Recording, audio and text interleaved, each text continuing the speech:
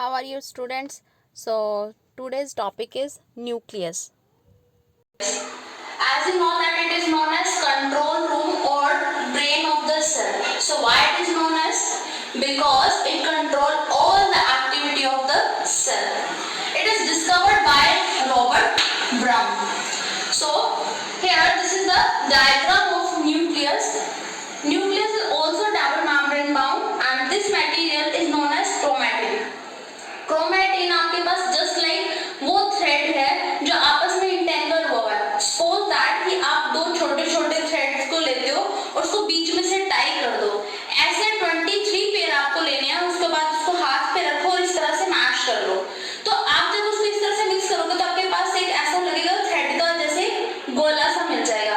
आपकी आइडेंटिटी नहीं कर पाओगे उसके अंदर कि कौन सा वाला पेयर कौन सा है। सेम ऐसे ही यहाँ पे जो क्रोमैटिन है वो इंटरवोवन है। दिस इज द न्यूक्लियस जहाँ पे आरएनए फॉर्मेशन होगी और यहाँ से जो आरएनए है वो यहाँ से बाद में बाहर निकलेगी। यहाँ पर ईआर प्रेजेंट रहेगी। ठीक है। सो अब हम इस क्रोमैटिन को लेंगे। मैंने पहले ही बताया कि इस तरह के 23 पेयर आप दो थ्रेड लो, वन थ्रेड और ये सेकेंड थ्रेड, इन दोनों को आपस में जब आप कनेक्ट करोगे यहाँ से और इसको टाई कर दो, ऐसे 23 पेयर को आपको इस तरह से इंटरवोवन करना है। सो ये जो आपके पास एक पेयर है इसको हम बोलते हैं chromosome. Have a look how genetic material is packed. So this is the DNA and it is coiled over histone. This purple color shows histone, and when it is highly coiled then it forms chromosome, and 23 pair of chromosome combinedly form the chromatin, which is present inside the nucleus. Have a look. Nucleus, it was discovered by Robert Brown. It is known as control room or brain of the cell. Why it is known as? Because it controls all the activity of the cell like cell division.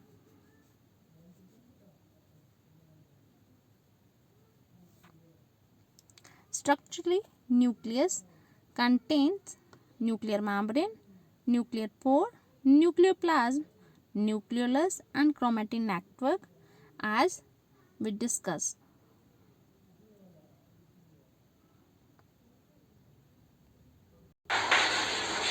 So chromatin chromosome से मिलके बना हुआ है। अब chromosome को जो है हम चार पार्ट्स में डिवाइड, चार जो है हिस्सों में बांट सकते हैं based on the position of centromere. Now what is centromere?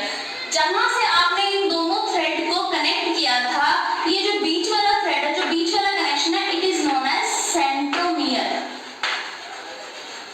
So based on the position of centromere, there are 4 types of chromosome. One, that is the metacentric, submetacentric, acrocentric and telocentric.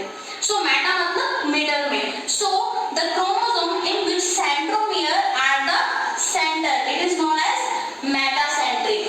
Just like inspector के नीचे क्या रहता है? Sub inspector. So metacentric के बाद क्या हो जाएगा? submetacentric, यानी कि सेंटर से slightly away.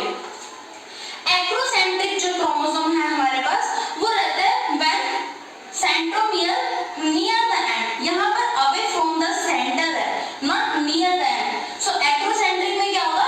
Near the end.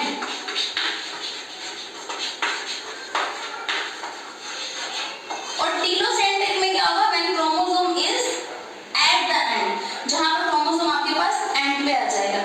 अब जो ये क्रोमोसोम है हमको लग रहा है कि शायद ये सिंपल स्ट्रक्चर होगी, बट नहीं, क्रोमोसोम जो है वो भी आगे जो आपके पास वो बना हुआ है डीएनए और हिस्टोन को मिला के।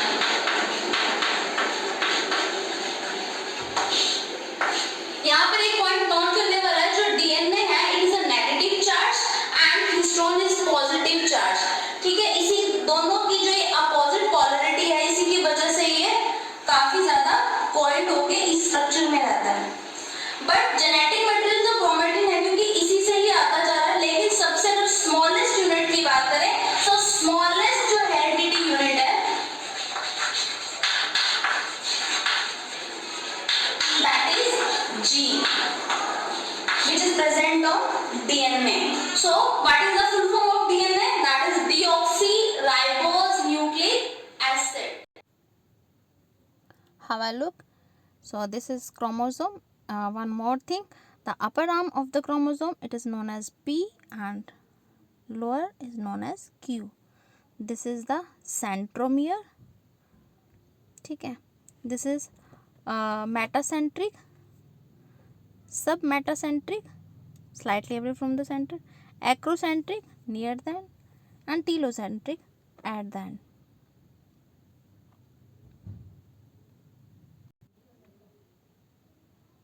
Have a look. Genetic material hierarchy जो है आपके पास chromatin, chromosome, chromatids, DNA, histone and gene. So gene आपके पास स्मॉलेस्ट यूनिट है, ये प्रेजेंट रहती है डीएनए में. डीएनए से और हिस्टोन से मिलके बनती है आर्म्स, क्रोमैटिड. दो क्रोमैटिड से मिलके बनता है क्रोमोसोम और फिर उससे बन जाता है क्रोमैटिन नेटवर्क. ठीक है. उसके बाद smallest heredity unit gene. DNA is acidic and negative charge और हिस्टोन जो है वो positive charge. DNA is double helical structure and this model is given by Watson and Crick. For this they got Nobel Prize also. अब हम एक बात कर लेते हैं, जो क्रोमोसोम है 2 टाइप्स के होते हैं. One autosome and second sex chromosome. So आपको टोटल कितने पेयर बताया हमने? 23 पेयर क्रोमोसोम बताया.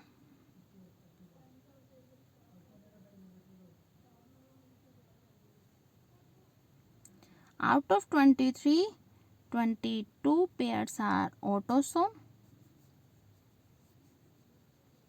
Autosome means that those chromosomes which determine the character of your body. ठीक है. But sex chromosome they determine your gender. ठीक है. So अगर हम देखें तो जो 23 पेयर है उसमें से 22 जो है दे आर ऑटोसोम और 1 पेयर अगर XX है दैट मीन्स फीमेल और XY है मतलब मेल. अब क्रोमोसोम में एक चीज़ याद रखना, जो फर्स्ट पेयर है, फर्स्ट पेयर से फिर सेकेंड, थर्ड करते करते जब आप 23 पेयर पे पहुंचोगे सो फर्स्ट पेयर जो है वो लार्जेस्ट साइज में है और 23 स्मॉलेस्ट. अब 23 में हमने क्या बताया अभी? 2 तरह के होंगे ना, कौन कौन से? मेल और फीमेल का. सो XX में तो हमको पता ही है कि सबसे स्मॉलेस्ट बना है, लेकिन अगर वो मेल होगा तो XY हो जाएगा उसके पास. In that case Y chromosome is smallest. So total कितने क्रोमोसोम हुए हमारे पास? 23 पेयर थे. ठीक है. तो उसमें से 22 तो जो है वो नॉर्मल है तो 44. ठीक है. फिर उसके बाद एक X क्रोमोसोम भी आपके पास रहते हैं या तो और या फिर XY, तो 45, 46. तो या तो आप 46 क्रोमोसोम बोलोगे या फिर 23 पेयर बोलोगे. वन मोर थिंग, जब हम स्टडी करते हैं क्रोमोसोम की तो हम उनको अरेंज करते हैं. जब भी आप किसी चीज़ की स्टडी करते हो तो उसको लाइन से लगा लेते हैं ना. सो अगर हम क्रोमोसोम को based on the position of centromere and size जब हम उसको अरेंज करते हैं सो इसके लिए यूज किया जाता है कैरियोटाइपिंग.